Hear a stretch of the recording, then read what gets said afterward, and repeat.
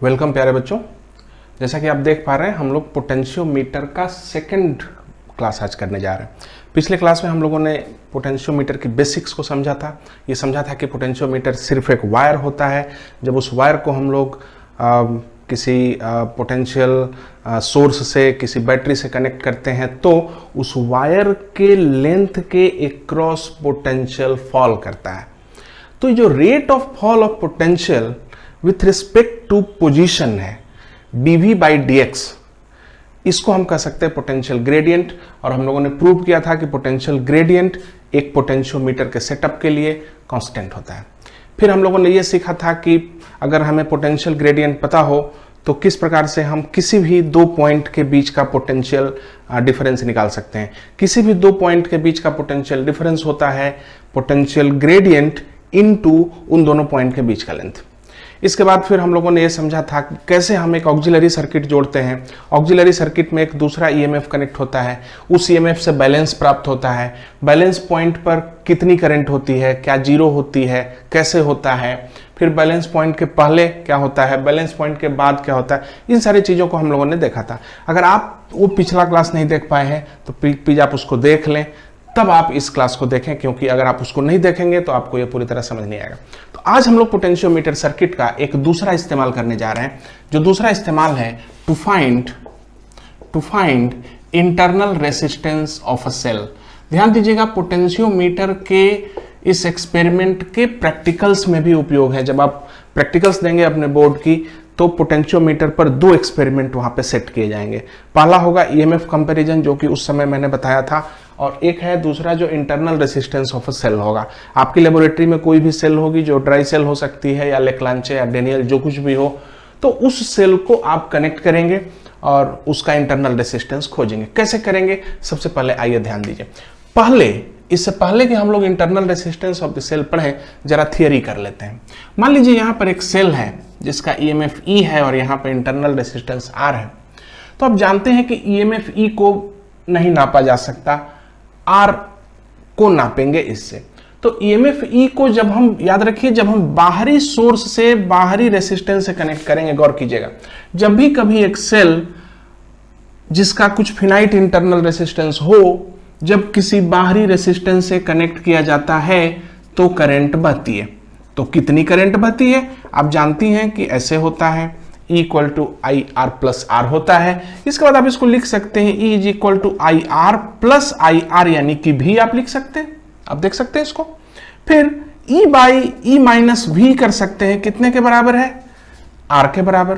तो अब ध्यान दीजिए कि R का फॉर्मूला होगा E by V divided by I, इसको कह सकते हैं हम। अगर हम यहां पे I के बारे में, I के बदले में, चूंकि आप जानते हैं कि V बराबर आई आर होता है, तो I के बदले आप V बाई आर पुट कर सकते हैं। तो I के बदले अगर हम V बाई आर पुट कर दें तो यहां पे V लिखेंगे और यहां पे R लिखेंगे, यानी हो जाएगा R common E by V minus 1। यानी ध्यान दीजिएगा, ये बहुत इंपॉर्टेंट फॉर्मूला है, इसको हम लोग पहले भी पढ़ चुके हैं। कहता है कि अगर किसी सेल को जिसका ईएमएफ ई आर हो, उसको एक्सटर्नल रेसिस्टेंस से कनेक्ट करेंगे तो उस इंटरनल रेसिस्टेंस की वैल्यू होगी आर, यानी बाहरी resistance, into E by V minus 1। फिर वही प्रॉब्लम होगी कि ये ई बाई वी मिलेगा कहां से। ध्यान दीजिए कि आपको ई की जरूरत नहीं है और न ही वी की जरूरत है, आपको असल में ई बाई वी की जरूरत है। बहुत इंपॉर्टेंट चीज है। ई निकालना करीब करीब असंभव है, भी निकाल सकते हैं। चूंकि ई नहीं निकाल सकते हैं इसलिए ये रेशियो नहीं निकलेगा, लेकिन ई बाई भी का रेशियो आप निकाल सकते हैं बहुत ही आसानी से। कैसे निकालेंगे ई बाई भी के रेशियो को, आइए हम लोग यहां पर पढ़ते हैं। मान लीजिए कि आपने एक बैटरी ली और उसको अपने पोटेंशियोमीटर सर्किट पे जोड़ा। ये ए बी है, लेंथ एल आर है, इसको हमने यहाँ पे ईएमएफ के साथ में जोड़ा। यहाँ पे ईएमएफ है, आर है, वगैरह वगैरह यहाँ पे चीजें हैं, कोई दिक्कत नहीं है, आप जानते हैं कैसे सेटअप होता है इसका। यहां पर हमने उस बैटरी को सेट किया E1 को, जिसका हमें स्मॉल r निकालना है। ध्यान दीजिएगा, इसका स्मॉल r निकालना है। तो सबसे पहले आप क्या करेंगे कि इस ईएमएफ को डायरेक्ट कनेक्ट करके इसका बैलेंस लेंथ निकालिए। तो मान लीजिए आपने E1 कनेक्ट किया और E1 कनेक्ट करने के साथ आपने यहां पे बैलेंस निकाला, तो लिखेंगे हम बैलेंस फॉर E1, मान लीजिए कि L1 है, तो क्या आप उसको KL1 कह सकते हैं? K क्या है भाई? पोटेंशियल ग्रेडियंट है। तो मान लीजिए कि E1 का बैलेंस लेंथ आपका L1 है, तो आप इसको KL1 कह सकते हैं, कोई दिक्कत नहीं है। L1 बैलेंस लेंथ आपको यहां से मिल जाएगा। अब क्या कीजिए कि इस बैटरी के पैरेलल में एक रेसिस्टेंस डालिए। लेबोरेटरी में जब आप जाएंगे तो रेसिस्टेंस असल में रेसिस्टेंस बॉक्स के रूप में आता है, इसलिए हम लोग इसको आरबी ही कहते हैं। ये हैबिट है मुझे कहने की। रेसिस्टेंस बॉक्स, रेसिस्टेंस बॉक्स होता है, इतना बड़ा बॉक्स होता है, उसमें से जो की निकालेंगे उतने का रेसिस्टेंस बन जाएगा। तो ये आरबी आप उसमें जोड़े और उसमें का एक कोई भी निकाल के 2 ओम 4 ओम 5 ओम 1 ओम कोई भी हो, उसमें से एक बक्सा निकाल के इसको आरबी फिनाइट करें। कोई भी रेसिस्टेंस यहाँ पे होना चाहिए। अब क्या होगा भाई, जब इसको आप यहां कनेक्ट करेंगे तो दिमाग लगाइए, जरा दिमाग लगाइए। जब ये कनेक्ट नहीं था, इसको हटा दीजिए, तो जब ये कनेक्ट नहीं था तो ये ईएमएफ बैलेंस था, तो इसके थ्रू करंट नहीं थी और बैलेंस लेंथ L1 था। लेकिन जब आपने ये आरबी जोड़ा, तो जब ये रेसिस्टेंस बॉक्स आपने जोड़ा, तब तो ये जो बैटरी है ये तो इसको करंट देगी ही देगी, इस ब्रांच में तो करंट आएगा ही आएगा। इसलिए जब यहां पर आप बैलेंस लेंथ करेंगे, अब इसके बाद इसको जोड़ के बैलेंस लेंथ कीजिए। अब जरा सोचिए कि अब जब यहां पर बैलेंस लेंथ फिर से मिलेगा, बैलेंस विथ, अब आप E पैरेलल R, E और R को पैरेलल करके फिर से बैलेंस लेंथ लीजिए। तो बैलेंस लेंथ निकालने में क्या दिक्कत हो जाती है? ध्यान दीजिए कि जब आप किसी बैटरी के पैरेलल, जब आप इसके पैरेलल R जोड़ते हैं, तो R के क्रॉस जो वोल्टेज होता है उसको क्या बोलते हैं? E तो नहीं बोलते, उसको भी बोलते हैं। तो यहां पे R के क्रॉस यहां जो वोल्टेज है उसको अब E नहीं बोल सकते, उसको भी बोलना पड़ेगा। यानी कि अब की बार जो आपकी रीडिंग आएगी वो E1 की नहीं आएगी बल्कि V1 की रीडिंग आएगी। इसलिए V1 का फॉर्मूला होगा KL1 डैश। ये नई लेंथ है। क्या L1 डैश कम होगा कि ज्यादा? कॉमन सेंस है भाई। ये बैटरी करंट दे रही है, तो आप जानते हैं कि EMF will always be greater than the terminal voltage if the battery is discharging। तो चूंकि बैटरी डिस्चार्ज हो रही है, इसलिए L1 यानी जब R नहीं यूज किया था आपने, तो E1 का बैलेंस पॉइंट उधर था। जैसे ही R लगाया तो अब वो E1 की नहीं रीडिंग बल्कि V1 की रीडिंग आएगी, और V1 की रीडिंग उससे थोड़ी कम ही होगी, तो L1 डैश थोड़ा सा कम हो जाएगा। तो ये नया बैलेंस लेंथ ले लीजिए। कहने का मतलब है आप सिर्फ ईएमएफ का बैलेंस लेंथ लीजिए, ईएमएफ को इस नून रेसिस्टेंस से जोड़ करके फिर बैलेंस लेंथ लीजिए, तब आप बैलेंस लेंथ लेंगे तो उसको V1 कहेंगे और वो L1 डैश होगा। और अब आप जानते हैं कि E1 बाई V1 कितना होगा? E1 बाई V1 होगा L1 बाई L1 डैश। इसी E1 बाई V1 को यहां पर पुट कर दीजिए, बराबर हो जाएगा R into L1 by L1 dash minus 1। ये स्मॉल r का वैल्यू हो गया। स्मॉल r बराबर capital R into L1। L1 क्या है? L1 है E1 की रीडिंग, E1 की बैलेंस लेंथ, और L1 डैश क्या है? E1 पैरेलल RB करके उसकी बैलेंस लेंथ। तो दोनों बैलेंस लेंथ आपके पास है, ये वाला कम रहेगा, L1 बाई L डैश करेंगे, -1 करेंगे, कैपिटल R RB आपको मालूम ही है क्या है, उसको जोड़ेंगे और इसको आप आंसर निकाल सकते हैं, इंटरनल रेसिस्टेंस को यूज कर सकते हैं। इस तरह से इंटरनल रेसिस्टेंस आएगा। प्रैक्टिकल के लिए भी याद रखिएगा, इस क्लास के प्रैक्टिकल एप्लीकेशंस हैं, आपकी सिलेबस के अंदर में है और खूब आता है, खूब आता है। अगर आप सिर्फ किरचॉफ लॉ पढ़ लेंगे तो वो सारे सवाल नहीं बनेंगे जो यहां पर बनते हैं, और आजकल इन चीजों से क्वेश्चंस की बहुतायत हो रही है, आपको चीजों को थोड़ा सा समझना पड़ेगा। तो कुल मिला जुला करके हमने ये देखा कि जब इंटरनल रेसिस्टेंस निकालना हो तो हम इस पोटेंशियोमीटर सर्किट को किस तरह से यूज कर सकते हैं। आइए हम लोग एक सवाल बना लें, बिना सवाल बनाए तो नहीं जमता भाई। तो क्वेश्चन है कि हमने इंटरनल रेसिस्टेंस निकालने के लिए इस सर्किट को यूज किया। ध्यान दीजिए, ये ईएमएफ जो है 2 वोल्ट का है। ये जो ईएमएफ है, ध्यान दीजिएगा, ये 1.5 वोल्ट का है। हमें इसका इंटरनल रेसिस्टेंस निकालना है, तो हमने जब इसको जोड़ा तो हमने पाया कि बैलेंस लेंथ है वाज 70, तो बैलेंस लेंथ आपको मिल जाएगा यहां पे, आप देख लीजिए 2 वोल्ट ये है और 1.5 वोल्ट है, आपको आराम से बैलेंस लेंथ मिल जाएगा। जरा बता दीजिए तो जरा पहले से कि अगर ये 2 वोल्ट हो और ये 1.5 वोल्ट हो तो बैलेंस लेंथ कितना होगा। इस आर वगैरह को हटा दीजिए तो आप क्या कहेंगे, इसमें 2 वोल्ट और 1.5 वोल्ट पे बैलेंस लेंथ कितना मिलेगा, आप आराम से कैलकुलेट कर सकती हैं। और मान लीजिए कि हम यहाँ पे आर दे देते हैं, तब ऐसे में मुझे इसका बैलेंस लेंथ आपको बताना पड़ेगा, क्योंकि ये आर अननोन है, इसका भी रेसिस्टेंस अननोन है, ये सारी चीजें अननोन है। तो चलिए मैं आपको बता देता हूं कि जब मैंने यहाँ पे कनेक्ट किया इसको तो करीब करीब बैलेंस लेंथ आया, balance length came to be 72 centimetre. मान लीजिए किसके साथ, E1 के साथ, 1.5 वोल्ट के साथ। When a resistance equal to 10 ohm was connected in parallel to E1, यहां पे balance length was 65 centimetre. Find small r. तो कहता है कि जब इस प्योर सेल को लगाया तो बैलेंस लेंथ 72 पे था। प्योर सेल के साथ जब एक रेसिस्टेंस को भिड़ा दिया 10 ओम का रेसिस्टेंस, तो बैलेंस लेंथ 65 पे आ गया। तो इसका इंटरनल रेसिस्टेंस होगा R into L1 by L1 dash minus 1। R का वैल्यू 10 ओम दिया हुआ है, L1 यानी प्योर बैटरी का कितना 72 बाई L1 डैश माने रेसिस्टेंस जोड़ के कितना है, तो किधर है 65 cm माइनस 1। ये आप देख लेंगे 10 इंटू आएगा 7 बाई 65 ओम, ये आपका आंसर होगा। तो इस तरह से इसमें समस्या ही क्या है मेरी समझ में नहीं आता। अगर पोटेंशियोमीटर को आपने समझ लिया है तो सारे सवाल बन जाएंगे। अब आइए हम लोग अब कुछ और भी बातें जरूरी हैं, क्योंकि मैंने देखा है सीबीएसई में और कॉम्पिटिटिव एग्जामिनेशंस में अजीब अजीब सवाल पूछते हुए, जरा उन सवालों पे भी हम लोग डिस्कस कर लें। तो उन सवालों को डिस्कस करते हुए चलिए हम लोग एक सवाल बनाते हैं। ऐसा एक अजीब नहीं कहना चाहिए मुझे, ऐसा एक सवाल एनसीईआरटी में है, मुझे पूरी तरह से डेटा तो याद नहीं है, परंतु ऐसा एग्जैक्टली आपको एक सवाल मिलेगा जो कि इस तरह से, यहाँ पे एक पोटेंशियोमीटर वायर है, यहाँ पे एक बैटरी डाली गई है और ये बैटरी 2 वोल्ट की है, 2 वोल्ट और 0.4 ओम की है।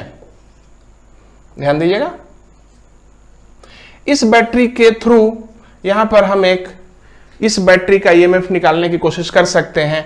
ये पहले से दिया हुआ है, ये 1.02 वोल्ट है। यहां पर एक रेसिस्टेंस है जो 600 किलो ओम का है और यहां पे आपको गैल्वेनोमीटर है और यहां पे। तो क्वेश्चन है कि पहले इसका बैलेंस लेंथ निकालिए। नंबर 1 क्वेश्चन है बैलेंस लेंथ निकालिए, बैलेंस लेंथ निकालिए।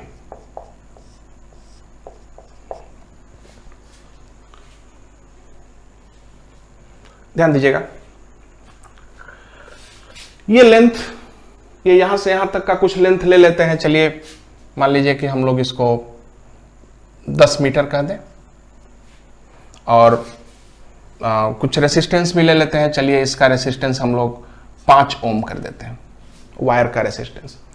तो बैलेंस लेंथ निकालने के लिए सबसे पहले आपको जरूरत पड़ेगी पोटेंशियल ग्रेडियंट की, यानी सबसे पहले स्टेप लीजिए, करंट बराबर होगा 2 बाई 0.4 प्लस 5 यानी 5.4 एम्पियर। 2 बाई 5.4 एम्पियर आपने देखा। इसको ऐसा करते हैं हम लोग 0.4 है ना, इसको 4.6 कर लेते हैं। चलिए इससे आसान होगा। चलिए 5 हो गया और करंट हुई करीब करीब 0.4 एम्पियर, करंट मिल गया। अब VAB निकालिए भाई, तो VAB हो गया ये इतना सारा लेंथ, तो आपका 0.4 में 4.6 से गुना करेंगे तो आएगा 24 और 16 18 1.84 वोल्ट आएगा। ये VAB आया। VAB नहीं चाहिए भाई, आपको पोटेंशियल ग्रेडियंट चाहिए। पोटेंशियल ग्रेडियंट K आया 1.84 बाई 10 यानी 0.184 वोल्ट पर मीटर आया। K का वैल्यू आ गया। अब जब K का वैल्यू आ गया, अब आप सवाल बनाना शुरू कीजिए, इसका बैलेंस लेंथ बताइए। 1.02 वोल्ट का बैलेंस लेंथ वहां कितना जाएगा? तो कुछ नहीं है, आपको मालूम है कि इस जगह का वोल्टेज, यहां का वोल्टेज इतना होना चाहिए, तो यहां का वोल्टेज कितना होना चाहिए? Potential gradient into L, potential gradient into this length will be equal to 1.02 volt. This voltage AC, VAC will be equal to AC into K, तो AC into K कर दिया, तो K का वैल्यू आपको मालूम है 0.184, L इक्वल टू 1.02 वोल्ट, और यहां पे L का वैल्यू आएगा 1.02 बाई 0.184 मीटर, जो भी रहे इस तरह से आप लेंथ निकाल सकते हैं। देखिए बहुत आसान है, हर बार यही होता है, स्टेप याद रख लीजिएगा। अब इंपॉर्टेंट बातें ध्यान दीजिए। क्वेश्चन है अगला, देख लिया आपने, बहुत भारी नहीं है। अगला जो चीज है वो ये है कि कहता है कि अगर मैं इसको बढ़ा दूं तो बैलेंस लेंथ पे क्या फर्क पड़ेगा। एक बात दिमाग में बैठा लीजिए, बैलेंस पॉइंट के दौरान करंट नहीं होती है सर्किट में।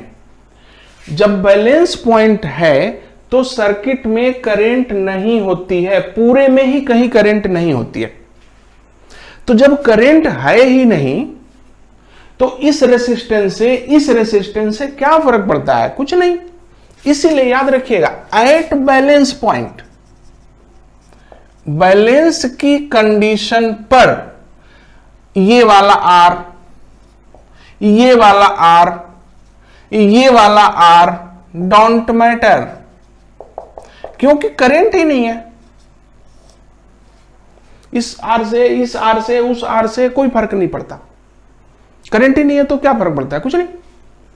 फर्क कब पड़ेगा? But if it is not balance point, अगर वो बैलेंस पॉइंट नहीं है, देन दे विल अफेक्ट, वो अफेक्ट करेंगे सर्किट को। अब बैलेंस पॉइंट ही नहीं है तो ये सिंपल सा एक सर्किट है दो लूप का, तो उसमें फर्क पड़ेगा।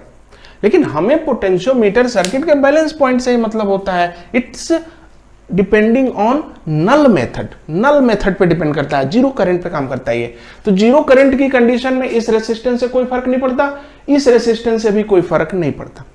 आप समझ गए इस बात को? खास तौर पे ध्यान दीजिए बैलेंस पॉइंट पे। बैलेंस पॉइंट नहीं हुआ तब ये लूप बन गया, ये करंट लूप है, ये करंट लूप है, तो बैलेंस पॉइंट ही नहीं रहेगा तो ये सारे रेसिस्टेंसेस काम करेंगे और तब सब गड़बड़ रहेगा। दूसरा क्वेश्चन है कि अगर इसको नहीं, ये यूजलेस है, ये यूजलेस है, सब यूजलेस ही है बैलेंस पॉइंट पर, तो फिर इसको आपने जोड़ा क्यों? ध्यान दीजिएगा, बहुत इंपॉर्टेंट बात है। देखिए गैल्वेनोमीटर एक बेहद सेंसिटिव डिवाइस है, सेंसिटिव बहुत कोमल होता है, इसमें कुछ मिली एम्पियर करंट भी इसको खत्म कर सकती है। आपने इस गैल्वेनोमीटर को इस सर्किट में जोड़ा है और यहां बैलेंस पॉइंट रखा है। मान लीजिए ये रेसिस्टेंस आपने नहीं जोड़ा और बैलेंस पॉइंट पे है, तो ठीक है, बैलेंस पॉइंट पे है, गैल्वेनोमीटर में कोई करंट नहीं है। लेकिन आपको क्या मालूम है कि बैलेंस पॉइंट कहां है? तो जब आप सर्किट को बनाएंगे, बनाने के बाद अपना जॉकी उस वायर पे रखेंगे तो जरूरी तो नहीं है कि आप बैलेंस पॉइंट पे ही रख देंगे। इस इतने सारे पॉइंटों में एक ही बैलेंस पॉइंट है, और क्या गारंटी है कि आप अपना जॉकी वहीं रखेंगे? नहीं, आप अपनी जॉकी कहीं भी रख सकते हैं। तो कहीं भी रखेंगे तो हो सकता है कि इस गैल्वेनोमीटर से करंट आ जाए अच्छी खासी, उस करंट से हो सकता है आपका गैल्वेनोमीटर खराब हो जाए।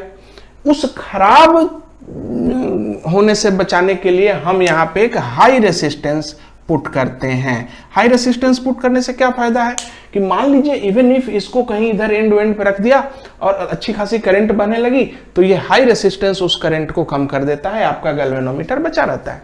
और बैलेंस पॉइंट पे तो कोई फर्क ही नहीं पड़ता हाई रेसिस्टेंस से, तो हाई रेसिस्टेंस का कोई नुकसान नहीं है, बैलेंस पॉइंट पे कोई असर नहीं डालता ये। परंतु हाई रेसिस्टेंस एक्सीडेंटल टच के दौरान आपके गैल्वेनोमीटर को बचा लेता है। तो to have that safety feature we use this high resistance here. पहली बात आप समझ गए, दूसरी चीज भी समझ गए। यही प्रकार के क्वेश्चन आ रहे हैं। तो आपने देखा कि किस तरह से हम लोगों ने उन सारे कंसेप्ट्स को ध्यान दिया। बैलेंस पॉइंट पे किसी भी रेसिस्टेंस से कोई फर्क नहीं पड़ने जा रहा। हाँ, वो जो बैटरी के पैरेलल में एक रेसिस्टेंस मैंने जोड़ा था, एक रेसिस्टेंस बैटरी के पैरेलल जो मैंने जोड़ा था, उससे फर्क पड़ेगा। क्यों? Even at the balance point वो छोटी वाली लूप में करंट होती है। एक बैटरी के पैरेलल आपने जोड़ा था ना इंटरनल रेसिस्टेंस निकालने के लिए, तो उस जब बैलेंस पॉइंट ले लेते हैं ना, तब भी उस छोटी लूप में करंट होती ही होती है, इसलिए उस रेसिस्टेंस से फर्क पड़ता है बैलेंस लेंथ को। तो सभी रेसिस्टेंसेस में सिर्फ वो वाला रेसिस्टेंस जो बैटरी के पैरेलल जोड़ा था आपने, जो इंटरनल रेसिस्टेंस निकालने के लिए उसका इस्तेमाल हुआ था, उस रेसिस्टेंस से बैलेंस पॉइंट पे फर्क पड़ता है। अब ध्यान दीजिएगा कैसे फर्क पड़ता है। बहुत सारे पॉइंट्स हैं, यहां पे देख लीजिए। यहां पे आइए, ये आरबी, यहां पे जो रेसिस्टेंस है इसको हम R1 कह रहे हैं, यहां पे जो रेसिस्टेंस है उसको R1 कह रहे हैं। R1 और R1 इन दोनों का कोई भी इफेक्ट नहीं पड़ता बैलेंस पॉइंट पर। मैं वही कह रहा था तब से, इसका इफेक्ट पड़ेगा। क्यों? इसलिए क्योंकि ये यहां कनेक्ट है। अगर बैलेंस पॉइंट है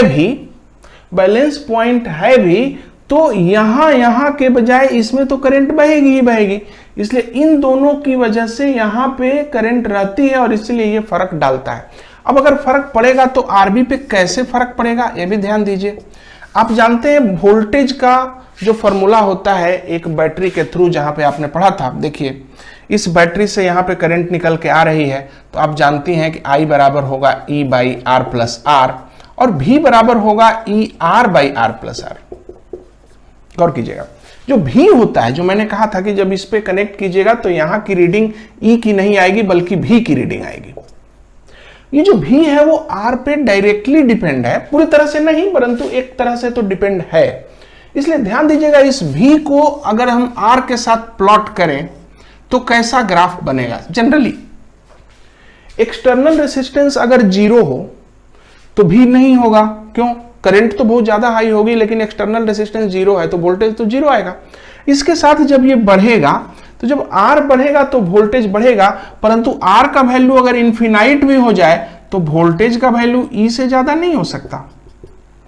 अगर R का वैल्यू इन्फिनाइट कर दें आप, तो ये नीचे भी इन्फिनाइट हो जाएगा और ये भी इन्फिनाइट हो जाएगा, दोनों कट जाएंगे, V का वैल्यू E आ जाएगा। यानी R का वैल्यू इन्फिनाइट का मतलब क्या होता है? R का वैल्यू इन्फिनाइट का मतलब होता है सर्किट ब्रेक। तो सर्किट ब्रेक जब आप कर देंगे तो बैटरी में से कोई करंट ही नहीं निकलेगी, तो बैटरी का टर्मिनल पोटेंशियल डिफरेंस और ईएमएफ बराबर हो जाएगा। इसीलिए ध्यान दीजिएगा, एक्सटर्नल सर्किट में वोल्टेज और एक्सटर्नल सर्किट का रेसिस्टेंस के बीच में इस प्रकार का रिलेशनशिप होता है। जब रेसिस्टेंस बाहरी 0 होता है तो वोल्टेज 0 होता है।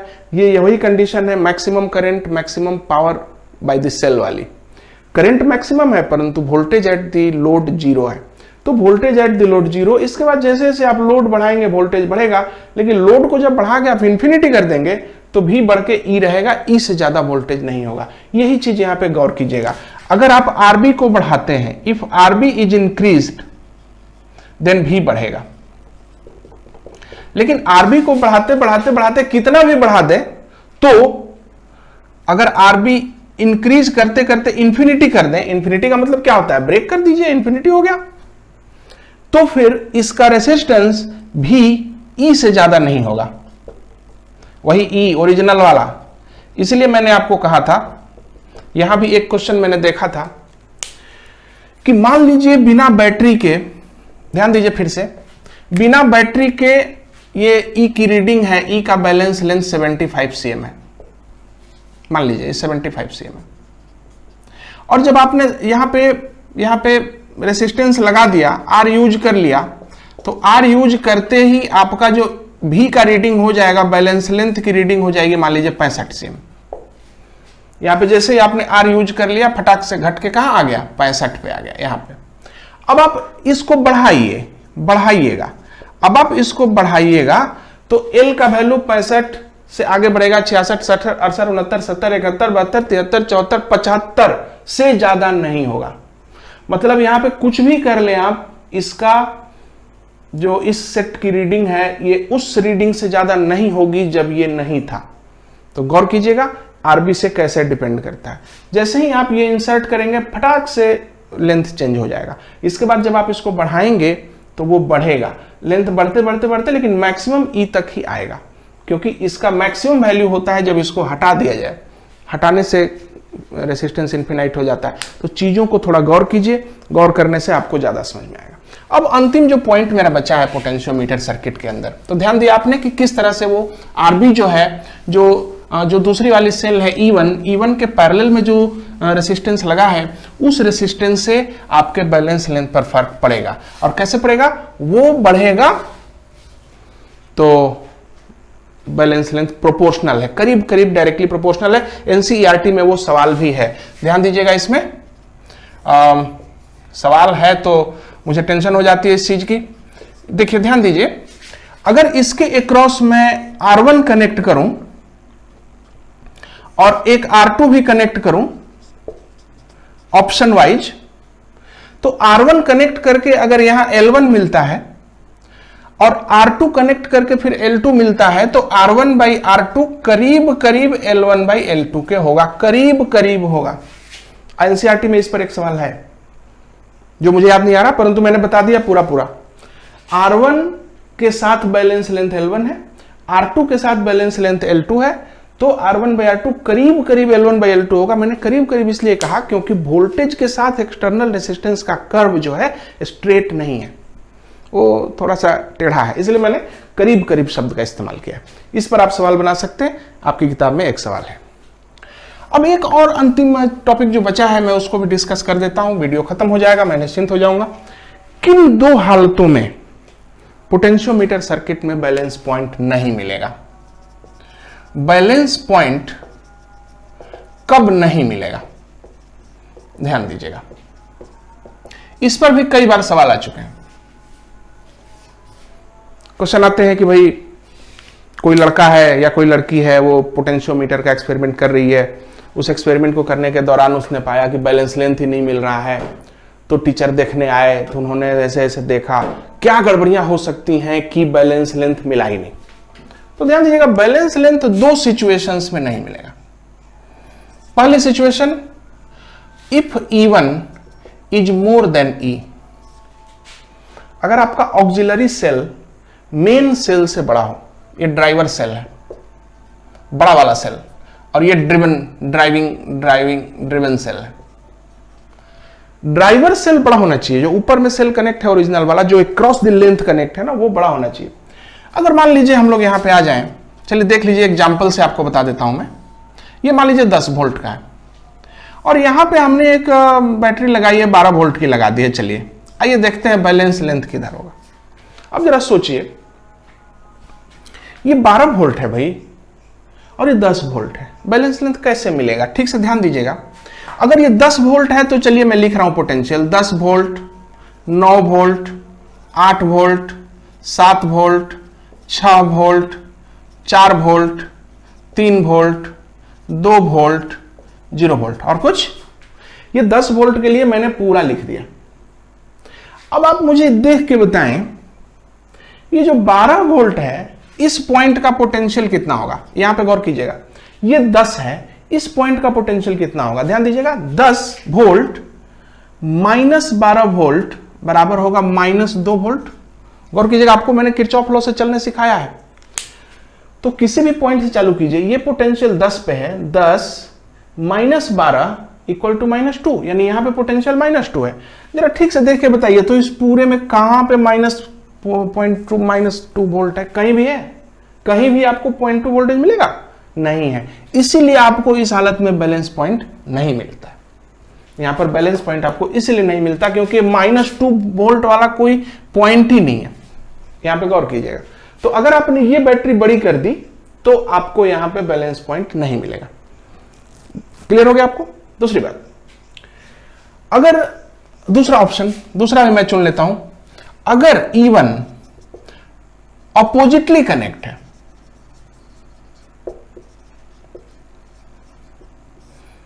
तो फिर बैलेंस पॉइंट नहीं मिलेगा। आइए उसको देखते हैं, फिर से एक डायग्राम बनाते हैं, चलिए उसको भी समझ लेते हैं।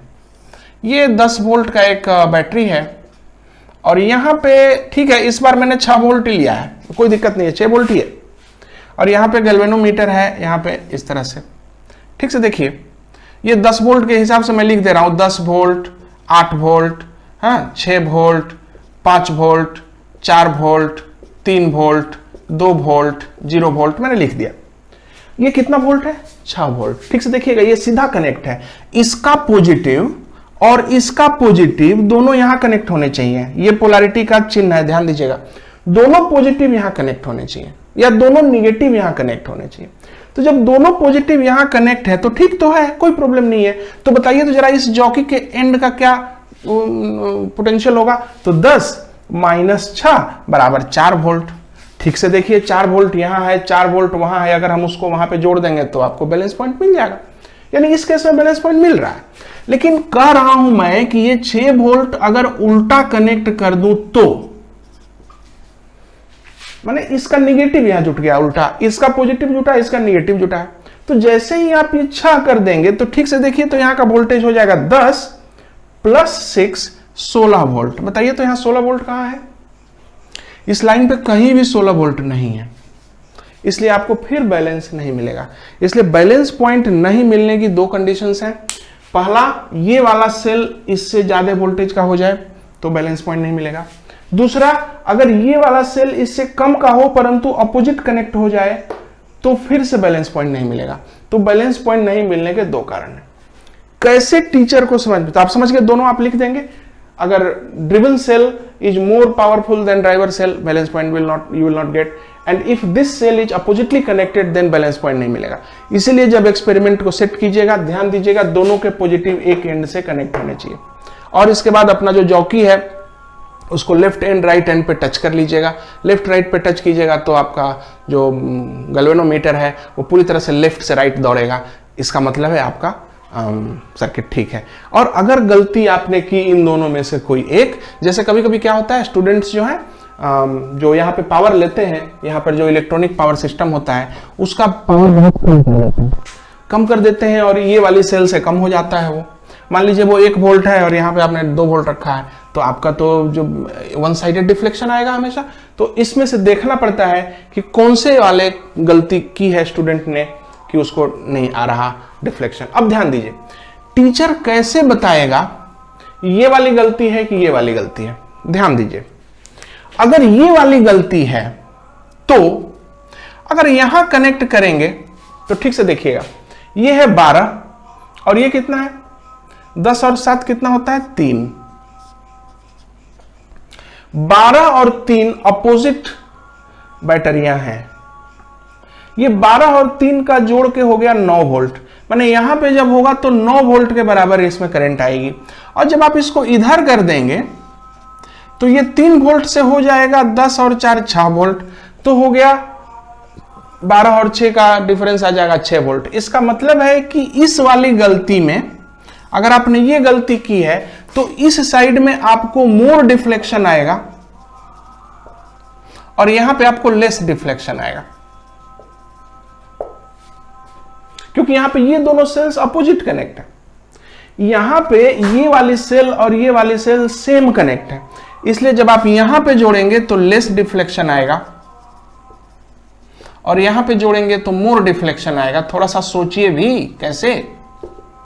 तो टीचर जो है इसको देख के ही बता सकते हैं कि आपने कौन सी गलती की है, और यही आपके क्वेश्चन भी बन जाता है। कई बार एक क्वेश्चन आ चुका है, इसमें यही बोला जाता है कि भाई एक्सपेरिमेंट हो रहा था, वन साइडेड डिफ्लेक्शन था, पोटेंशियोमीटर सेट नहीं हो रहा था। So what are the possible mistakes which student might have done? आप लिखिएगा कि student might have done 2 kinds of mistake, इधर दिस हो सकता है या दिस हो सकता है। How you will know that which of the mistakes he has done? तो आप बोलिएगा कि अगर लेफ्ट साइड में मोर डिफ्लेक्शन और राइट साइड में लेस डिफ्लेक्शन हो रहा है तो उसने ये वाला गलती किया है, अगर ऐसा हो रहा है तो उसने ये वाला गलती किया है। तो इस तरह से देख सकते हैं हम लोग। पोटेंशियोमीटर बेहद इंपॉर्टेंट, बेहद सुंदर चैप्टर है। तो हम लोगों ने इसको कंप्लीट किया और साथ ही साथ पूरी करंट इलेक्ट्रिसिटी भी अपने हिसाब से हम लोगों ने कर ली है। एक थोड़ा सा पावर वाला पोर्शन बचा हुआ है, पहले वो सिलेबस में था अब नहीं है, तो उसके ऊपर मुझे नहीं लगता बहुत खास तवज्जो देने की जरूरत है। अगर फुर्सत मिलेगी तो बाद में उस पर एक वीडियो अलग से मैं उसको रिकॉर्ड करके डाल दूंगा। तो चूंकि करंट इलेक्ट्रिसिटी खत्म हो चुकी है, इलेक्ट्रोस्टैटिक्स ऑलरेडी मैं कर चुका हूं, तो इन दोनों को करके करीब करीब मुझे लगता है कि आपके सिलेबस का 30% मैंने कर दिया है। तो 30% सिलेबस यहाँ पे हो चुका है। अब प्रैक्टिस जारी कीजिए, किताबों को पढ़िए, प्रॉब्लम्स को बनाइए और मेरे साथ बने रहिए। सिलेबस कंप्लीट कर दूंगा। और दूसरी बात है कि जो स्टूडेंट जिनको शिक्षक नहीं मिल रहा है, जो अपने कोर्स को नहीं समझ पा रहे हैं, तो उनको आप इस कोर्स का लिंक दीजिए ताकि वो ज़्यादा समझ सकें। तो तब तक, जब तक हम लोग फिर ना मिलें, तब तक के लिए विदा। Thank you.